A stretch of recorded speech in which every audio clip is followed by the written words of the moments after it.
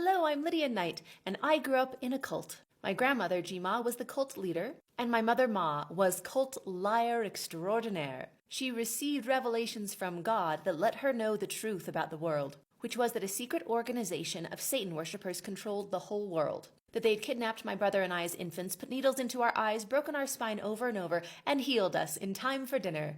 With the incredible healing power of Satan. This satanic ritualistic abuse broke our brains into many, many personalities, which means that any time we could be triggered, a word at the grocery store that we heard, even a toy designed for kids, could put us fully under the control of Satan. And if I ever did anything wrong, the Satan worshippers would instantly rush in and unalive my brother and I, and our whole family. Ma was getting breaking news from God about how the world worked. And Jima was skyrocketing cult membership by sitting me on the couch next to her and having me listen over and over for hours as she called friend after friend to tell them in explicit detail all the horrible things that had happened to my brother and I, and that what they needed to do was go without food or water as a very strong prayer so that we weren't instantly unalived. Oh, and side note, my dad was the leader of the satanic cult, so don't let him see his kids. I am the author of a double memoir called Split that is the story of how I grew up in a cult and how my dad looked for his children for 25 years after we were kidnapped as toddlers. The cult lies were based off of a phenomenon in the 80s called the Satanic Panic, where many religions, including the Mormon church that I grew up in, they got super into these ideas, so I know I'm not alone in this,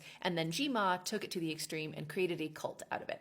I went on to attend the Mormon University, BYU, where I met a red flag, and because he got revelation from God that I should marry him, I was married to him within 6 months of meeting him. I then developed a life-threatening disorder with food and attracted a toxic work environment.